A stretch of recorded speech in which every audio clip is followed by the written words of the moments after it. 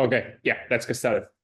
So welcome everybody. I'm Fabio. I lead the engineering team here at Hopsworks, and today we're going to be doing a little bit of a live coding session, going through some of the some of the API and some of the workflow that Hopsworks provides to build real-time feature pipelines and provide, like the title says, real-time features to real-time machine learning services. So we're going to build basically an end-to-end service to, in this case, detect fraudulent transactions. And we're going to be looking at how you can leverage Hopsworks to build this system and also to deploy it and to monitor it later on, right? So what is Hopsworks? Well, at the core, Hopsworks is a machine learning platform that includes a feature store to build, deploy, and maintain machine learning systems at scale, right? Systems can be more like batch oriented, batch oriented, or they can also be more real time streaming and so on, right? So the reason of this, I think, tutorial and live coding session is what often happens when you actually build, if you set out to build like a real-time machine learning service, you often start not from the real-time part, but you often start at the batch level, right? You just basically get a bunch of data, build a model, deploy the model, and then you do make like batch predictions. But at some point, like some stakeholders comes around and says, well, it would be great if we can, instead of making predictions, we can, make decisions, right? And so if we can get the model to make, obviously, real-time decisions, and to be able to do that, then you start wondering, okay, how do I move my model, which is a batch at this point, into more real-time settings. And what often happens is that you bolt up like an entire different pipelines that is dealing with the real-time data, right? So you probably have a different set of technologies to process this data, different set of technologies to be able to store this data and serve this data, and these differences between the way the batch, let's say, part of the model, because you're going to still be doing a lot of batch operations, especially obviously for training, but then you might be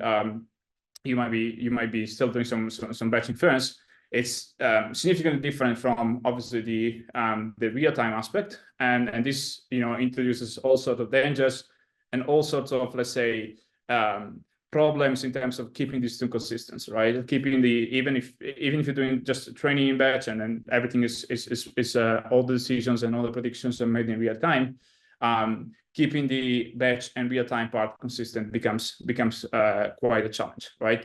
And the reality is that this is an example which is, this is an example that's quite trivial, but you get one data source. Saying the reality is it's much more complex than that, right? So this is why we're building Hopsworks.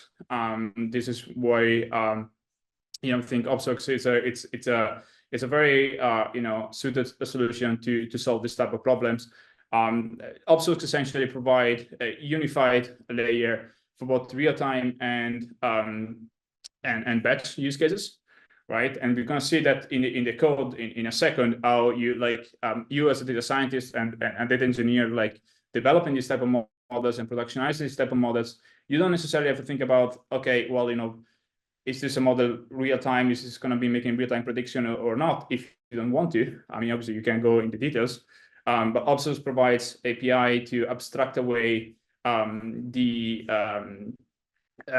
different requirements of the real time models, the real time predictions, and more like a batch training and so on, right? So what we do in Hopsworks, and you can go and see it when I want to be talking about when we're going to be looking at the code.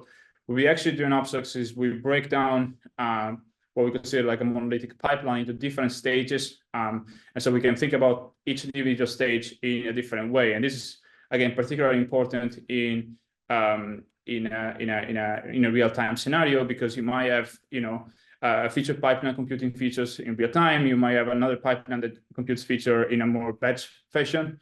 The training part is going to be in batch, and then the inference part, is going to be back into real time, and you want to be able to connect all these parts together.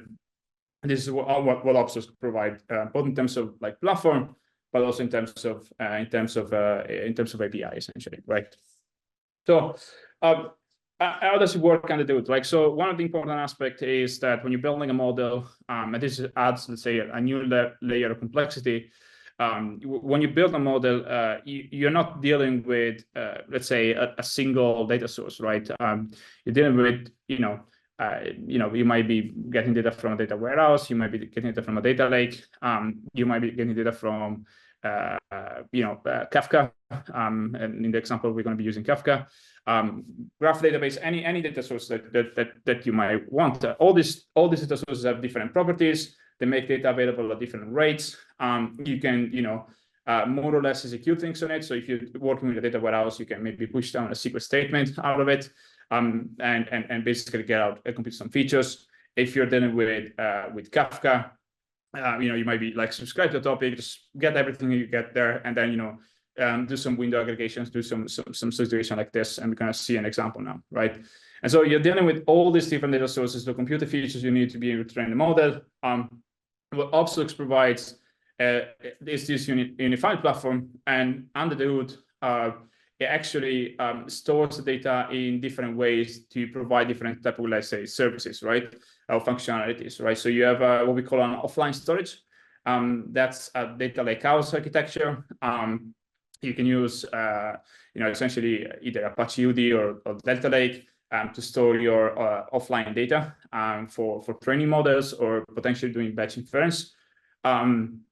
But the real-time aspect, so all the real-time requests are coming in, they are served out of what we call the online feature store, right? But from a user perspective, you don't see the separation. I mean, you have some flags in the API you can set, but at the end of the day, what you see is specific entities that we're going to be going through in a second in the code, and the platform makes things consistent through the like a shared metadata layer that kind of makes it transparent from a user perspective in terms of like storage and so on, right? So you have different APIs to be able to retrieve data from the online feature store, the data from the offline feature store, and we're going to be looking at those in a second, right? So let me jump ahead and I will start having a look at the code.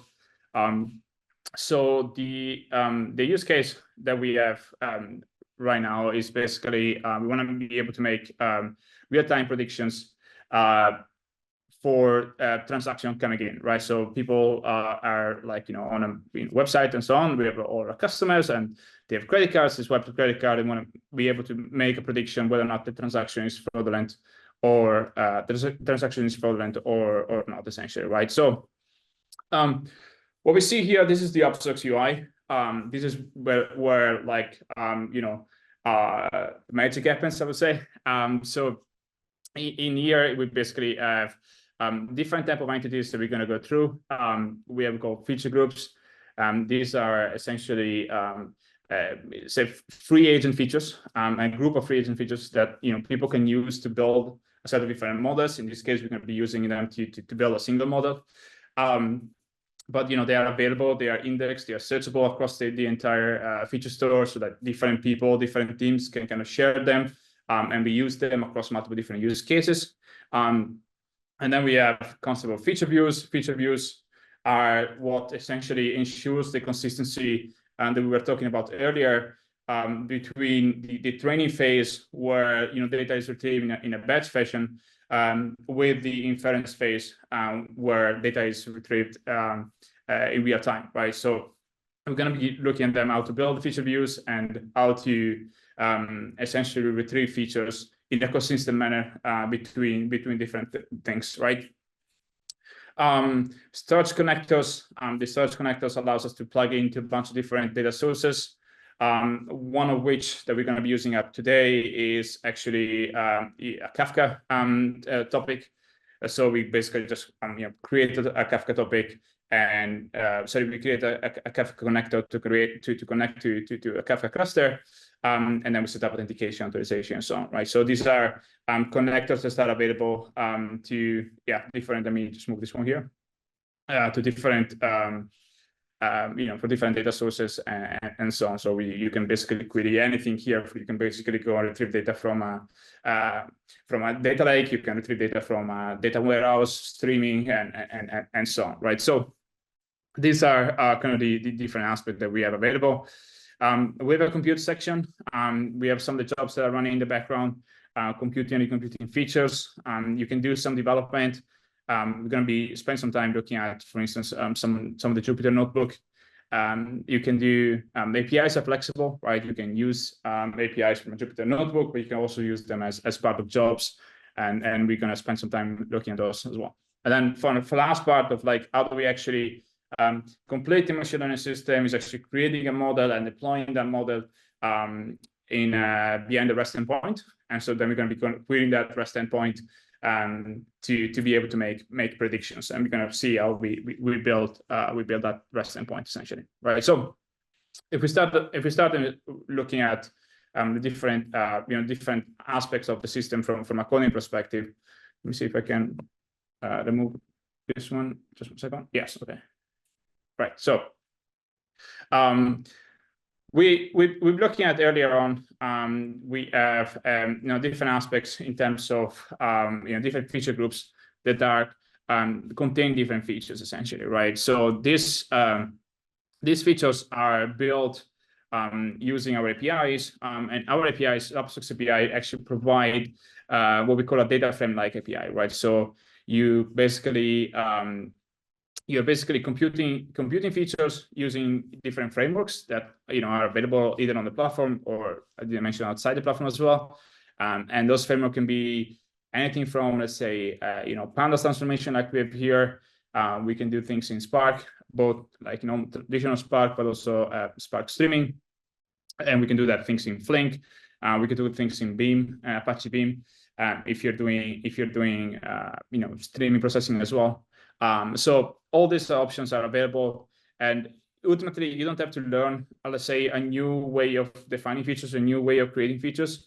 Those features are, you can compute these features based on the API that you already know essentially, right? So this is a very simple example that we have available here, where essentially we are reading like a CSV file from a HFS cluster. And we are basically computing some features.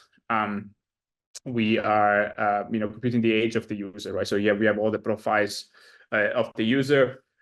We have some of the information that we have, and we're going to bring them into features essentially, right?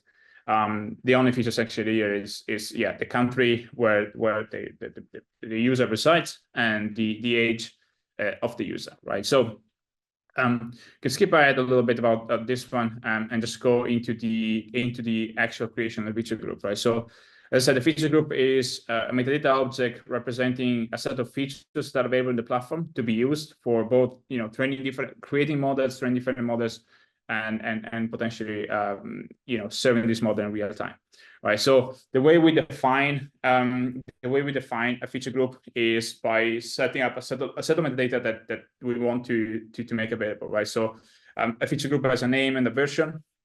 Version allows Hopsworks to track different schemas and different changes to the schema. So you can introduce breaking changes into the feature group and into the features without necessarily breaking all the downstream models that are depending on this feature. Like an example, if let's say I want to drop the country feature, that's in Hopsworks considered a breaking change, and what that ultimately means is that if there is a model downstream that depends on the country feature, that model will be broken. But in Hopsworks, this is not allowed. You will have to create a new version of the feature group. The existing model would depend on version 1. We see later on in the UI that we track the dependencies. And the new version of the model will, let's say the new version of the feature group is available for you to go ahead and retrain the model without that feature and essentially migrate to the new version. You can have descriptions both at the feature group level, but you can also do it at the feature level, right? So you can basically update the description as you go. This is extremely useful because then oftentimes feature names are very let's say encoded and so on, and it makes it hard to find things that you're looking for, right? So the description here allows you to essentially make it easier for people to find the features you've been building, makes it easier for yourself to find the features that you're building, and obviously increment the usability of features and so on. We want to define a bunch of different, so let's go like a bunch of different attributes that are the primary key, the partition key, and the event time. So primary key are useful for doing updates. So as I said earlier, on the offline feature store, for training, we use something called either Apache UD or Delta Lake. That allows you to basically do upsets on data. So you can go back in time and say, by the way, the record I wrote like 3 months ago is actually wrong, right? I need to go and update it, right? So the primary key allow you to basically track these records across time in a feature group, essentially, right? Partition key it's obviously useful for querying data. If you have a good partition key, when you're actually going to read the data, especially if you're working with a large amount of data, you can actually do partition pruning and remove some of the directors, some of the data that you don't care about.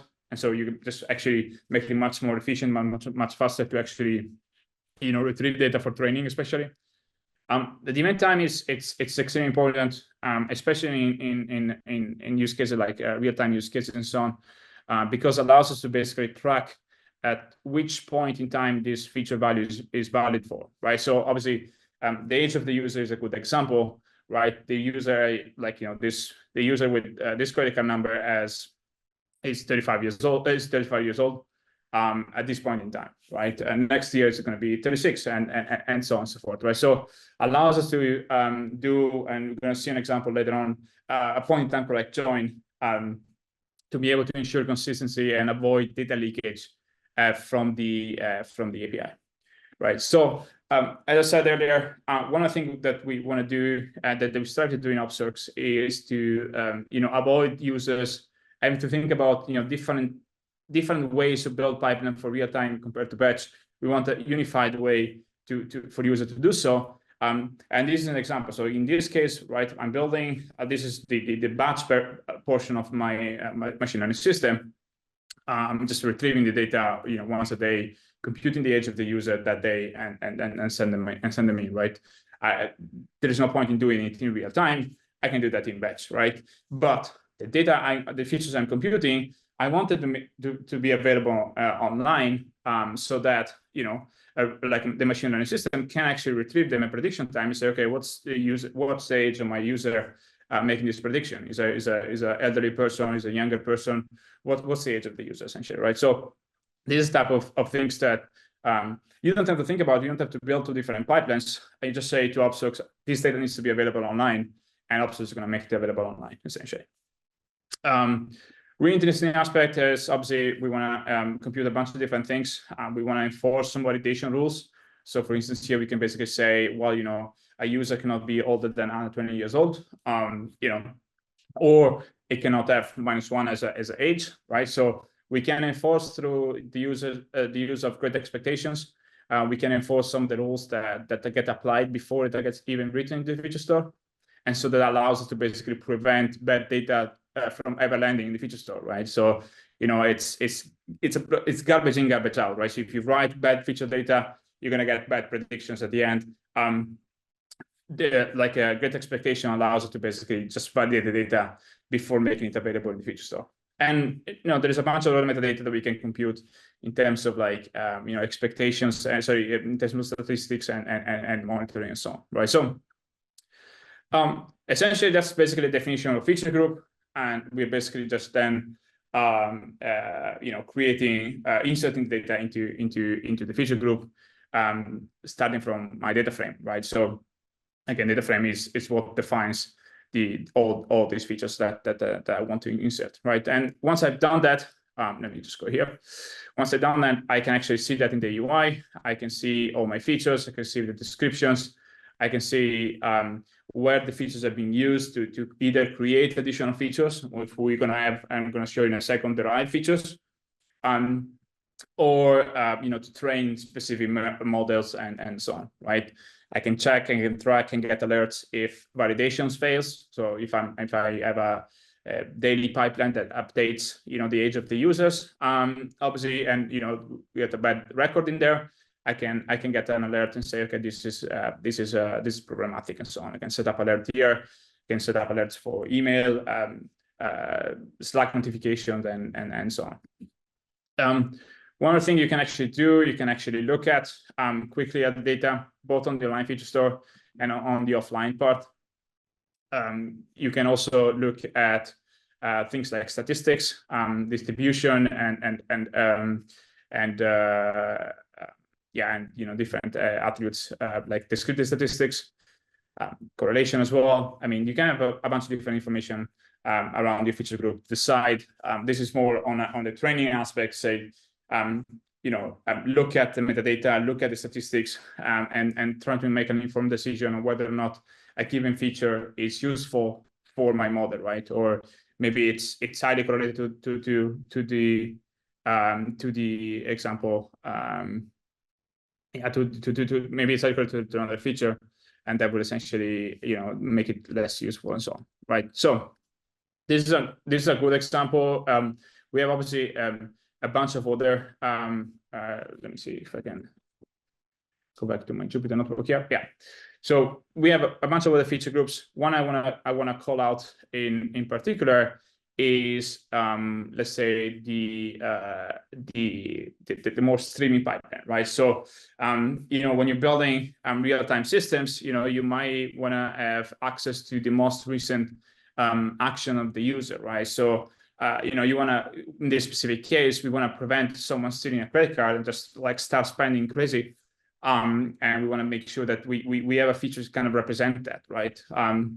And to be able to do so, we have a Kafka topic containing all the transactions coming in. And we want to make sure that, we keep an eye, and we have, in terms of features, we have, the average amount of spending and the standard deviation that is being spent at different point in time. This example, we do it every, I think, 5 minutes, 5 or 10 minutes. And we are essentially, we are basically just computing the records. I think this should be 10. I was doing some debugging earlier on.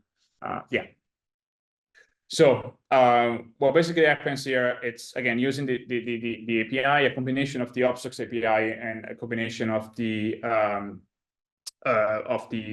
Spark Streaming API. We end up building the features that we need and publish those features in the feature store, essentially, right?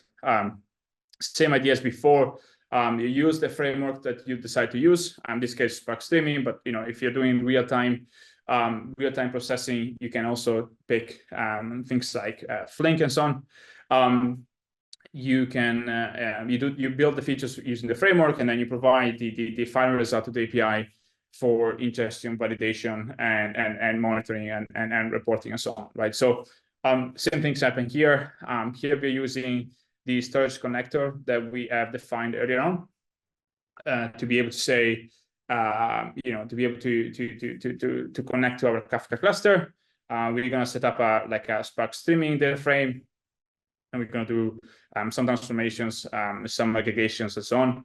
And then we're going to be, defining the feature group. Again, same metadata as before. One thing that we want to make sure is that we set stream equal true. This stream equal true allows us to basically say, okay, enables what we call the streaming API in the feature group, right? Allows us to basically insert data in a streaming fashion to a feature group compared to before we were doing in a more batch fashion, essentially. So in this case, we need, because we are providing a Spark streaming data frame, and we basically just say stream equal true, and off we go. One thing that we do here essentially is that we create we call this insert stream API. The insert stream API essentially allows us to basically start up a Spark streaming query and continuously receive data, process this data, and write it into the feature store, right? So you can monitor the query either through the notebook itself. Obviously, you most likely gonna be schedule it as a job, and you can track it using the Spark UI or the Grafana dashboard that we have available essentially, right? So this is another example for the more like real-time features, right? And they're not only retrieval, but in this case, what the real-time part is also the computation, right? We want to make sure that the data is available as soon as possible to the models to be able to make predictions, and not maybe a day after or like a week after and so on, right? So again, from a user perspective, if you are the data scientist building a model, you don't necessarily have to care, and maybe you didn't build the streaming feature pipeline. You don't have to care about how those features are populated. From your perspective, it's features are always features. They are available offline for training and online for predictions. Again, you can basically just look again at the data coming in. You can look again at the statistics coming in and things like this. So again, this goes back to the point I was making earlier, where we want to make sure that the data, like from a data science perspective, a user experience perspective, you don't have to think about which storage is this going to be available. How we're going to build a different pipeline and so on. From your perspective, it's all features ultimately that you use to train model and build models and so on. Right. So we've done a couple of more, and I come back in the last one in transaction feature group in a second. One thing I want to look at is I want to look at the creation of the model, right? So I want to make sure that we spend some time looking at that. Let me go back to the training example, right? So in this specific case, we actually have split it into two. So the first thing we want to do is we want to create what we call a feature view, right? So the feature view is the entity that basically enforces the consistency between training and inference, whether it's batch inference and whether it's real-time inference. Essentially allows us to basically make sure that the same features used for training, they're going to be used for inference, essentially in the same order, from the same feature groups and so on, right? So what we're basically doing here, it's quite trivial. We are retrieving the metadata objects for different feature groups that we have, right? So in this case, we have 3 of them. We have the transaction feature group, we have the profiles feature group, and the profiles activity in 10 minutes. Again, if you are the scientist kind of only focusing on building the model, you don't have to care that this is the last one is built in a streaming fashion. The other 2 are more in a batch. You're only dealing with specific features, right? So here you build basically what we call a query object, right? And this is really similar to what you maybe are familiar with if you're familiar with building, let's say, pandas data frame joining. And so what basically happens here is that you are selecting different features from different feature groups and join them together. In this case, we have a common joining key, which is a credit card number. It can be a little bit, you can have different keys and so on that you can basically integrate and use for different aspects, right? So what ends up happening after you build the query object is that you create this query, this feature view object, right? Before we jump into the creation of the feature view object, one thing I wanted to mention is that this specific query is not just like a simple join. And the reason it's not a simple join is because we have data coming in at different rates, at different frequency, right? So we have a streaming data being ingested in real time, right? Made available. We have, for every minute we have let's say a new feature value for the customers that have made transaction in the last 10 minutes. And in that specific window, we generate some feature value, right? But then some customer might not make transactions that day, right, or that week, and so on. And then every day we have new ages, new feature values for the age, and then we have new generally speaking like transaction attributes at the different rate as well, right? So what actually happens is that you end up seeing something like this essentially, right? You end up having for each specific key, you would have, in this case, a specific credit card number, you end up having multiple features at different rates, right? And then ultimately you have your prediction target, right? So your label, right? Whether or not like a transaction is fraudulent or not, you have it at a specific point in time, in a specific point in time. In that specific case, what you're going to do is that when you created your trained data set, you don't want to pick any of the pink, let's say, feature values that we have here, because those are feature value in the future compared to the point that you have in terms of your prediction target, essentially, right? Your label, right? So what you want to select is you want to select the most recent for each feature, the most recent value before that specific point in time where the prediction, where your label has been generated, right? So that's called a point in time correct join. And again, Hopsworks kind of removes that complexity of coming up with this join and writing this join, and adds that join behind the API essentially, right? So if you look at this, if you this is the query that you write, and this is the transpile SQL query that's going to get executed in the background, right? So users don't have to care about this query. I mean, you can obviously get a feeling of what the platform is doing, and so on. But from a user perspective, you don't have to care about when the feature values are valid for, or any how frequently they have been updated. Make sure they are aligned and everything like this. The platform is going to do that for you, right? You just have to just tell the platform which feature groups you want included and which features from which feature group you want included, essentially. Okay, so the feature view creation is straightforward as well. You just provide a couple of attributes. In this case, we're going to provide the name of the feature view, the version, the query object that we just created. We want to set which label we want to use. In that specific case, right, obviously, because the feature view is what ensures the consistency between training and inference, we want to mark a specific column to specific feature to be your label feature, which is going to be included in your trained data set. And so when you're training your model, you should expect it to be there. And you're going to show in a second how that's provided. And then when you're making inference, whether it's batch inference or real-time inference, the platform is not going to be looking for this specific feature, right? Because obviously that's what you're trying to predict essentially, right? So this is one of the aspects. One last aspect is the transformation functions. So features are meant to be reused either across different use cases or within a single use case, maybe across multiple different models. And one of the things that really prevents the reusability is that if you are writing encoded features in the feature stores, if you're scaling features, if you're encoding features, and you write them into the feature store, what ends up happening is that those feature values are valid for a specific model, right? And we want to prevent that, right? So what Hopsworks provides is it's a way when you build a feature view to say, by the way, please Hopsworks encode these specific features with this specific, either, in this case, we're using the label encoder. It can be like a min-max scaler. You can provide your own transformation function if you want.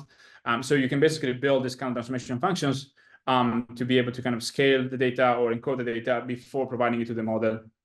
And again, the feature view will apply these transformation functions consistently across training and inference, like real-time inference.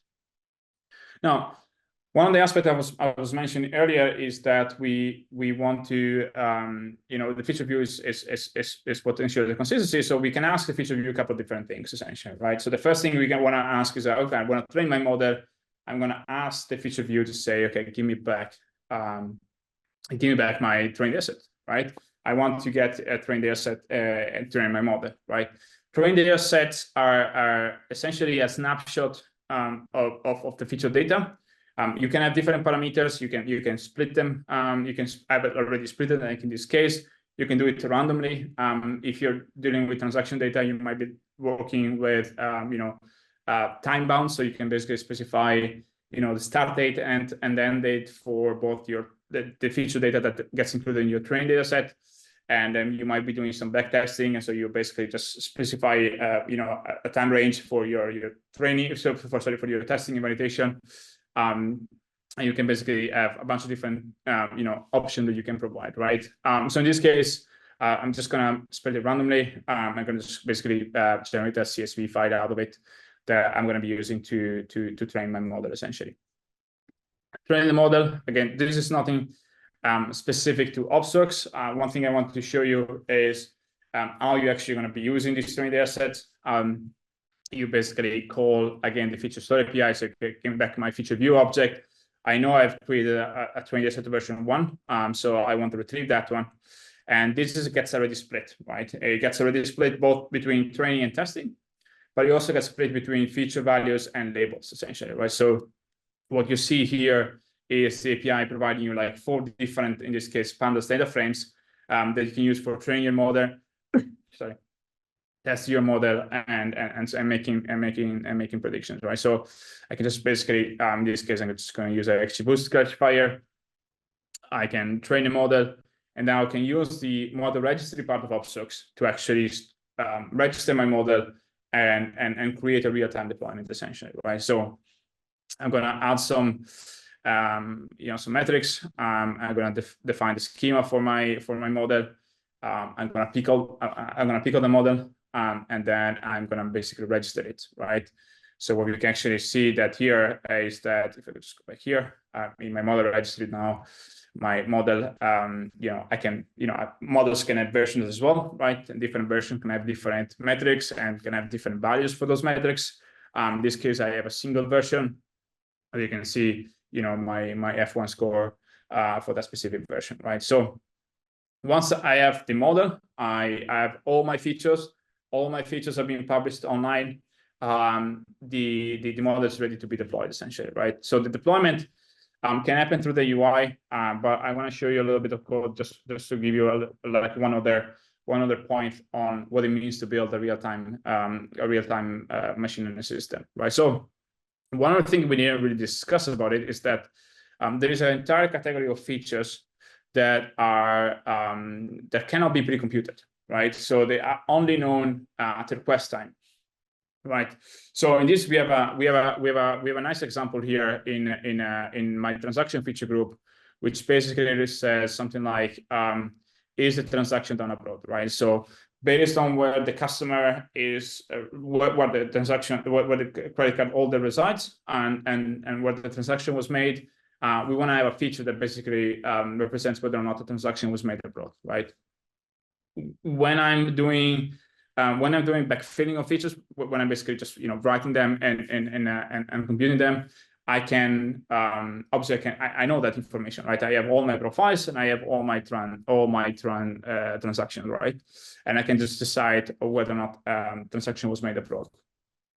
When it's time to do a real-time request, obviously I can't go on the feature store and say, well, is this transaction going to be made abroad? Because that information is not going to be available in the feature store. That information it can only be computed in real time, right? I have the location of the transaction coming in as part of my request, and I have the information about the profiles of the user profiles, so I can compute that, right? So that's what we call, and what in generally is called on-demand features. The way we deploy these on-demand features is by combining them into Python functions, and we use get to be able to track these Python functions. So if I go in my GitHub repository, let's see, so this is for the example. I can just show you the example here. I have all the code from my tutorial available here, and can go into my features. And if I look at the transaction feature functions, I can actually see that, okay, I have a feature function called transaction abroad, which takes in 2 Panda series. So this is what's called a Panda CDF.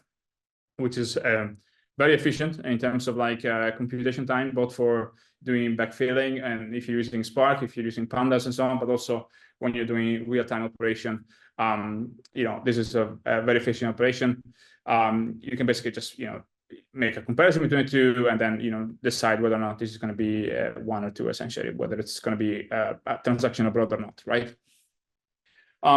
The code here, we have some example, we have some tutorial online that kind of shows you how we think about CI/CD pipelines and how you can integrate Hopsworks with GitHub. I'm not going to go too much into details, but essentially you can package this code and make it available into Hopsworks.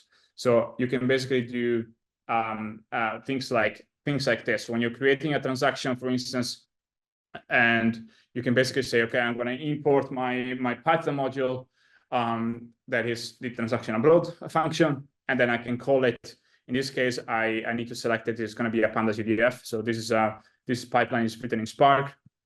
So I need to kind of take my pandas UDF and give it to Spark, and then I can basically call it here based on the data frame, which is the country of operation, and the issuer country is based on the profile of the user, essentially, right? So the same logic can then be applied when I'm doing inference, right? And the fact that I'm tracking the code into Git, I'm deploying this, I'm packaging it through the CI/CD pipeline, and I'm deploying this a module in Hopsworks, allows us to basically keep the things consistent, right? Keeps the feature pipeline and the feature function, the feature pipeline consistent with the real-time part. And I'm doing the same here, right? So this is Hopsworks uses kserve under the hood to store to serve models and provide like a REST endpoint to the models. And kserve has different modes depending on the type of model you're serving.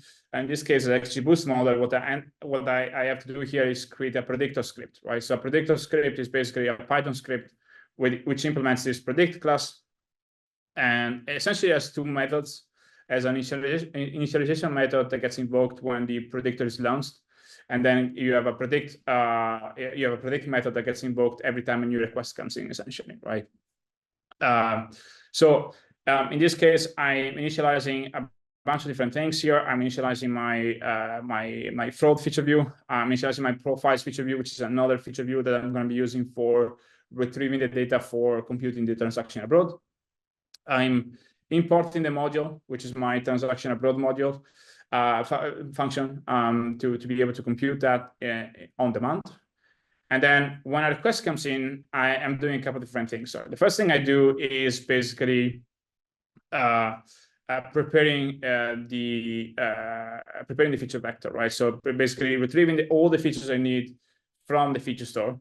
In this case, basically, I'm going to just call the get feature vector here.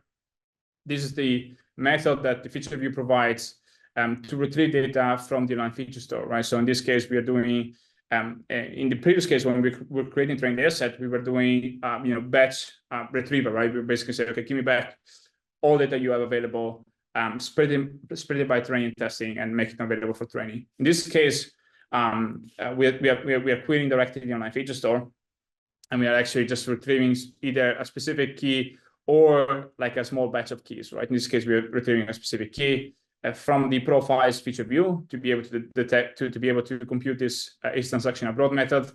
And then we go back to the feature store to retrieve the full vector for my fraud model, right? And these are a couple of things that are happening, right? The first thing that are happening is that the fraud model has a bunch of features that are available in the feature store.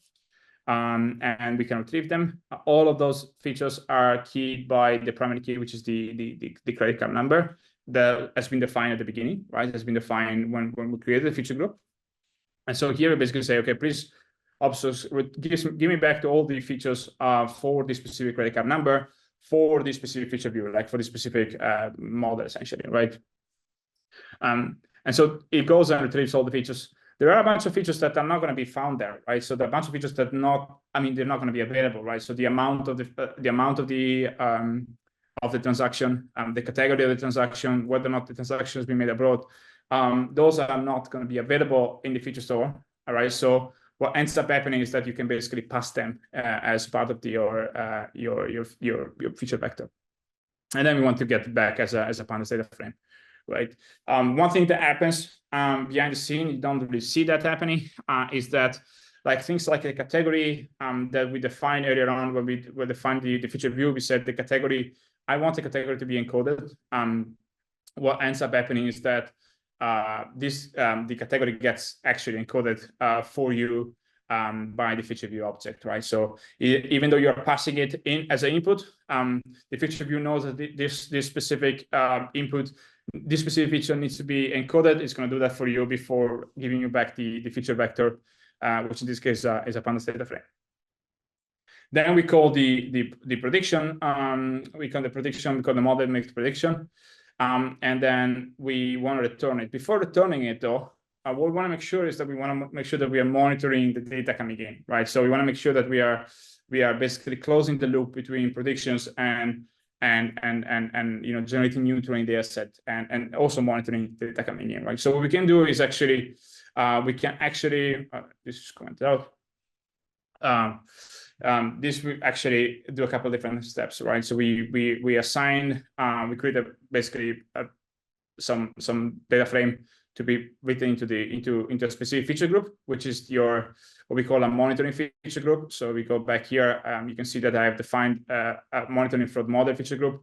Here I define all the features that are going to be passed as the input, and I'm going to be defining obviously the credit card number, which is your key, and your event time, which is when in this case represents the moment transaction was actually evaluated, essentially, right? So this feature group is defined earlier on. It's initialized. We are loading them with the data as part of the initialization process, and then we are inserting this data in real time, essentially, right? So we're using a specific method called the multi-part insert that skips a lot of the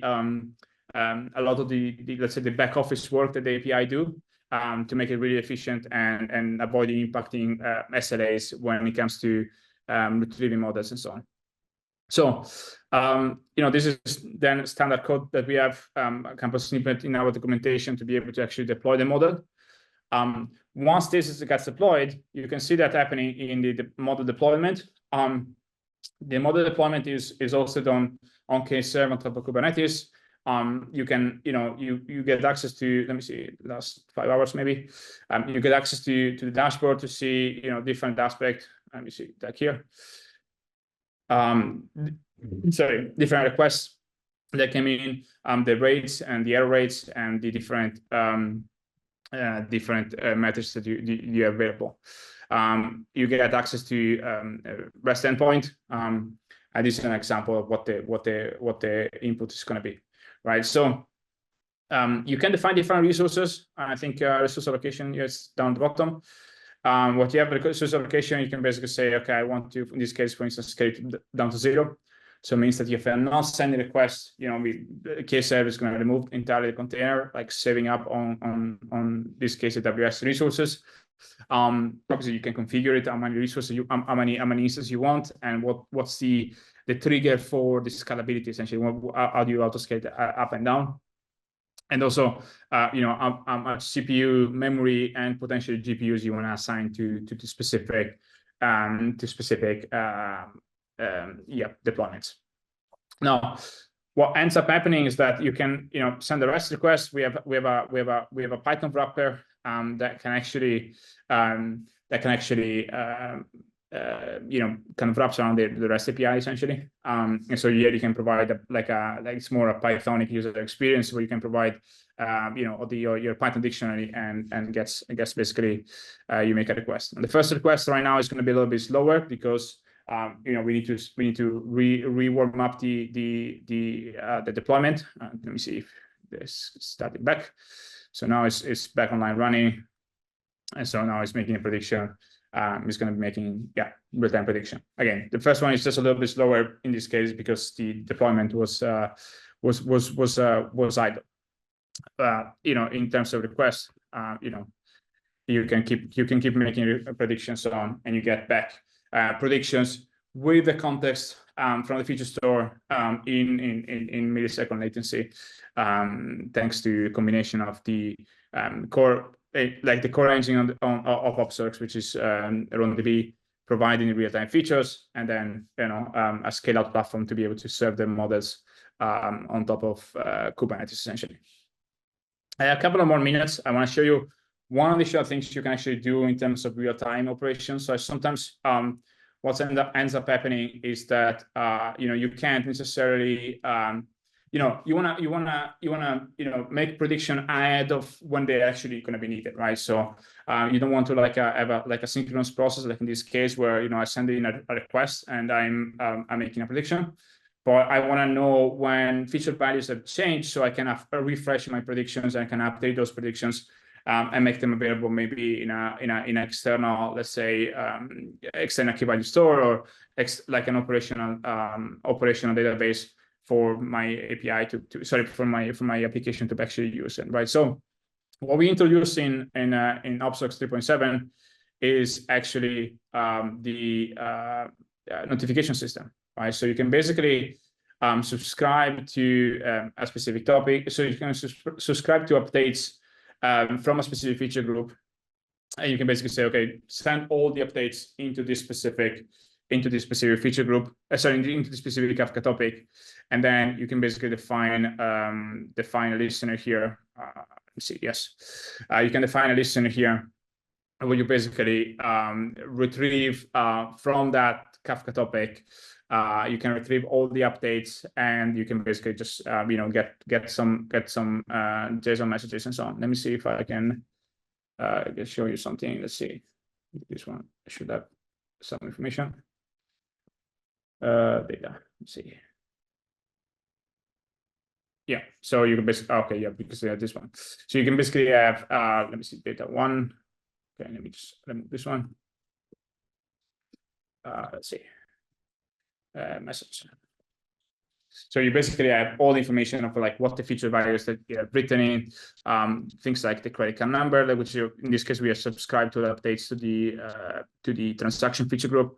And so here we basically say, okay, this is my credit card number coming in, whether transaction was made abroad, category, transaction ID, event time, and these are all the feature views that are affected, right? So I can then go ahead and basically say, okay, give me back the features for this specific transaction from this specific feature group, feature view, essentially, right? So or you might be doing additional monitoring infrastructure and stuff like this. So it's a really a flexible tool that you have available now to be able to check what updates have been written into specific feature groups and make prediction out of those, essentially.